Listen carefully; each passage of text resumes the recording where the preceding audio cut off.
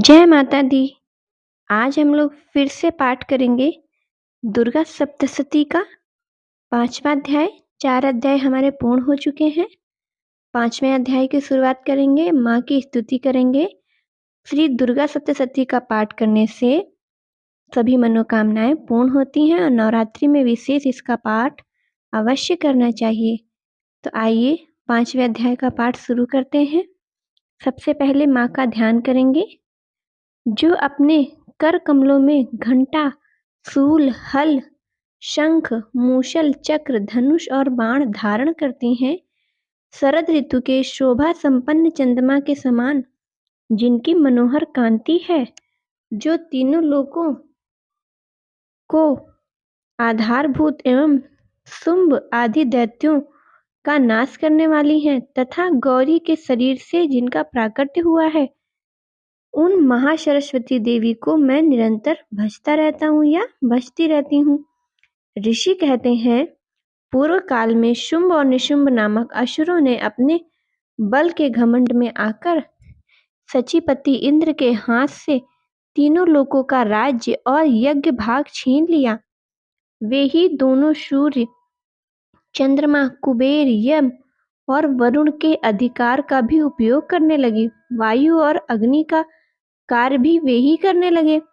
उन दोनों ने सब देवताओं को अपमानित किया, राज्य भ्रष्ट किया और स्वर्ग से देवताओं को निकाल दिया।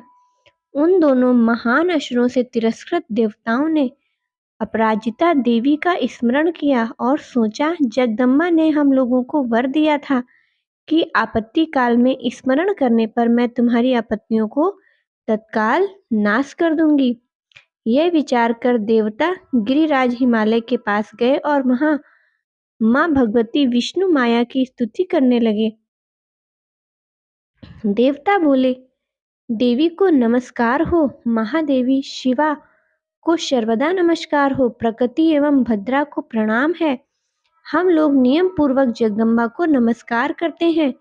रौद्रा को नमस्कार है, नित्या, गौरी एवं धात्री को बारंबार नमस्कार है। ज्योतिष्णा मई, चंद्र रूपिणी एवं सुख रूपिणा देवी को सत सत प्रणाम है। शरणागतों पर कल्याण करने वाली वृद्धि एवं सिद्धि रूपा देवी को हम बारंबार नमस्कार करते हैं। राजाओं की लक्ष्मी तथा शर्वाणी यानी कि शिव की पत्नी स्वरूपा आप जगदम्बा को बार बार प्रणाम है। दुर्गा परा, शारा, सर्वकारिणी, ख्याति, कृष्णा, धूम देवी को सर्वदा नमस्कार है। अत्यंत सौम्य और अत्यंत रौद्र रूप देवी को हम नमस्कार करते हैं। हम उनका बारंबार प्रणाम करते हैं। जगत की आधारभूता कृति देवी को बारंबार नमस्कार करते हैं। जो देवी सब प्राणियों में विष्णु माया के नाम से कही जाती है, उनको नमस्कार है, उनको नमस्कार है, उनको बारंबार नमस्कार है, उनको नमस्कार है। जो जीवों की इंद्रिय वर्ग की अधिष्ठात्री देवी और सब प्राणियों में सदा व्याप्त रहने वाली है, उन व्याप्ति देवी को बारंबार नमस्कार है। जो देवी चैतन्य रूप से इस संपूर्ण जगत को व्याप्त करके स्थित हैं, उनको नमस्कार है, उनको नमस्कार है, उनको बारंबार नमस्कार है। पूर्व काल में अपने अभीष्ट की प्राप्ति होने से देवताओं ने जिनकी स्तुति की तथा देवराज इंद्र ने बहुत दिनों तक जिनका सेवन किया, वह कल्याणकारी साधनाभूता ईश्वरी हम कल्याण और मंगल करके सारी आपत्तियों का नाश करने वाली माँ आपको बारंबार नमस्कार है। उद्दंड दैत्यों से सताए हुए हम सभी देवता जिन परमेश्वरी को इस समय नमस्कार करते हैं तथा जो भक्ति से विनम्र पुरुषों द्वारा स्मरण किए जाने पर तत्काल ही संपूर्ण विपत्तियों का नाश कर देती हैं, वे जगदम्बा हमारा संकट दूर करें। ऋषि कहते हैं, राजन, इस प्रकार जब देवता स्तुति कर रहे थे, उस समय पार्वती देवी गंगा जी के जल में स्नान करने के लिए वहां आई थी। उस सुंदर भवन वाली भगवती ने देवताओं से पूछा, आप लोग यहाँ किसकी स्तुति करते हैं? तब उन्हीं के शरीर कोश से प्रकट हुई शिवा देवी बोली, शुंभ दैत्य तिरस्कृत और युद्ध में निशुंभ को पराजित हो यहाँ एकत्रित हुए हैं। ये समस्त देवता ये मेरी ही स्तुति कर रहे हैं। पार्वती जी के शरीर कोश से अंबिका का प्रादुर्भाव हुआ, इसलिए वे समस्त लोकों में कौशिकी कही जाती हैं।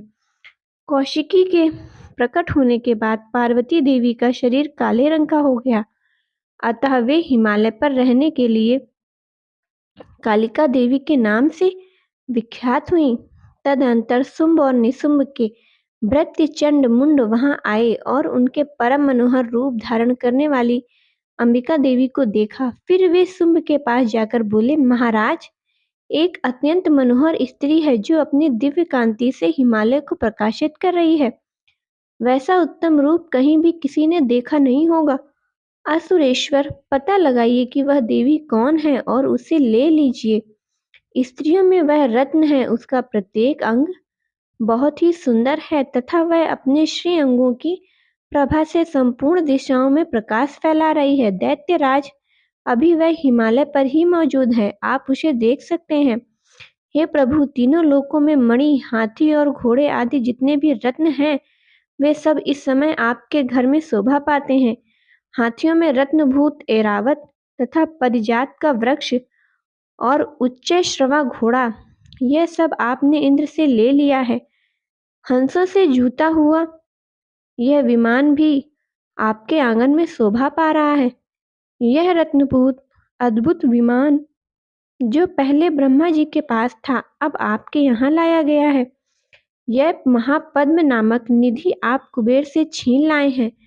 समुद्र ने भी आपकी कुंजालिनी नामक की माला भेंट की है, जो केसरों से सुशोभित है और जिसके कमल भी कुमलाते नहीं हैं। सुवर्ण की वर्षा करने वाला वरुण का छत्र भी आपके घर में शोभा पाता है तथा यह श्रेष्ठ रथ जो आपने पहले प्रजापति के अधिकार में था, वो भी आपके पास मौजूद है। हे दैत्येश्वर, मृत्यु की उत्किंदा नाम वाली शक्ति भी आपने छीन ली है तथा वरुण का पास और समुद्र में होने वाले सब प्रकार के रत्न आपके भाई निशुंभ के अधिकार में है। अग्नि की भी जो शुद्ध किए हुए जो वस्त्र हैं, वो भी आपकी सेवा में अर्पित किए गए हैं।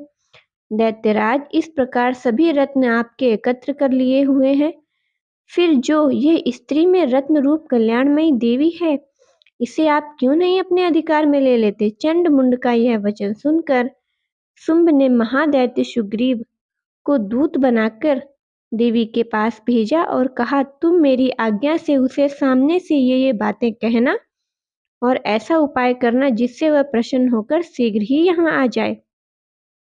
वह दूत पर्वत के अत्यंत रमणीय प्रदेश में जहाँ देवी मौजूद थीं, वहां पर गया और मधुर वाणी में कोमल वचन बोला। दूत बोला, हे देवी, दैत्यराज शुंभ इस समय तीनों लोकों के परमेश्वर हैं। मैं उन्हीं का भेजा हुआ एक दूत हूँ और यहाँ तुम्हारे ही पास आया हूँ। उनकी आज्ञा सदा सब देवता के एक स्वर में मानते हैं, कोई उनका उल्लंघन नहीं कर सकता। वे संपूर्ण देवताओं को परास्त कर चुके हैं। उन्होंने तुम्हारे लिए यह संदेश भेजा है, उसे सुनो। संपूर्ण त्रैलोकी में मेरे अधिकार में है, देवता भी मेरी आज्ञा के अधीन चलते हैं। संपूर्ण यज्ञों के भागों में मैं ही पृथक पृथक भोगता रहता हूँ। तीनों लोकों में जितने श्रेष्ठ रत्न हैं, सब मेरे अधिकार में हैं। देवराज इंद्र का वाहन ऐरावत और हाथियों में रत्न जो समान है, वो भी मैंने छीन लिया है। क्षीर सागर का मंथन करने से जो अश्व रत्न उच्चय श्रवा प्रकट हुआ था, उसे देवताओं ने मेरे पैरों पर पकड़कर समर्पित किया है। सुंदरी के सिवा और जितने भी रत्नभूत पदार्थ देवताओं, गंधर्वों और नागों के पास हैं, वे सब मेरे पास आ गए हैं। हे देवी, हम लोग तुम्हें संसार की स्त्रियों में रत्न मानते हैं, अतः तुम हमारे पास आ जाओ, क्योंकि रत्नों का उपभोग करने वाले हम ही हैं। चंचल कटाक्षों वाली सुंदरी, तुम मेरी या मेरे भाई महापराक्रमी निशुंभ की सेवा में आ जाओ, क्योंकि तुम रत्न स्वरूपा हो। मेरा वर्ण करने से तुम्हें तुलना रहित महान ऐश्वर्य की प्राप्ति होगी। अपनी बुद्धि से यह विचार कर तुम मेरी पत्नी बन जाओ। ऋषि कहते हैं, दूतों के एक कहने पर कल्याणमयी भगवती दुर्गा देवी को इस जगत को धारण जो करती हैं, मन ही मन गंभीर भाव से मुस्कुराई और इस प्रकार बोली, देवी ने कहा, दूत, तुमने सत्य कहा, इसमें तनिक भी मिथ्या नहीं है। शुंभ तीनों लोकों के स्वामी हैं और निशुंभ भी उनके समान ही पराक्रमी है, किंतु इस विषय में मैंने जो प्रतिज्ञा कर ली है उसे मिथ्या कैसे करूं? मैंने अपनी अल्प बुद्धि के कारण पहले से जो प्रतिज्ञा कर रखी है उसे सुनो। जो मुझे संग्राम में जीत लेगा, जो मेरे अभिमान को चूर्ण कर देगा, संसार में जो मेरे समान बलवान होगा वही मेरा स्वामी होगा। इसलिए शुंभ अथवा महादैत्य निशुंभ स्वयं ही यहाँ पधारें और मुझे जीत कर शीघ्र ही मेरा परिग्रहण कर लें। इसमें विलंब की क्या आवश्यकता है? दूत बोला, हे देवी, तुम घमंड में भरी हुई हो, मेरे सामने ऐसी बातें मत करो। तीनों लोकों में कौन ऐसा पुरुष है जो शुंभ निशुंभ के सामने खड़ा हो सकेगा? हे देवी, अन्य दैत्यों के सामने भी सारे देवता युद्ध में नहीं ठहर सकते, फिर तुम अकेली स्त्री हो, कैसे ठहर सकती हो? जिन शुंभ आदि दैत्यों के सामने इंद्र आदि सब देवता भी युद्ध में खड़े नहीं हुए, उनके सामने तुम स्त्री होकर कैसे जाओगी? इसलिए तुम मेरे ही कहने से शुंभ या निशुंभ के पास चली जाओ। ऐसा करने पर तुम्हारे गौरव की रक्षा भी होगी, अन्यथा वो तुम्हारे केस पकड़कर तुम्हें घसीट कर अपने पास ले जाएंगे, तब तुम्हें अपनी प्रतिष्ठा खोकर जाना पड़ेगा। देवी ने कहा, तुम्हारा कहना ठीक है, शुंभ बलवान है और निशुंभ भी बड़े पराक्रमी है, किंतु मैं क्या करूं? मैंने पहले बिना सोचे समझे प्रतिज्ञा कर ली है, अतः अब तुम जाओ। मैंने तुमसे जो कहा है वह सब दैत्यराज से आदर पूर्वक कहना, फिर जो वे उचित जान पड़े वो करे।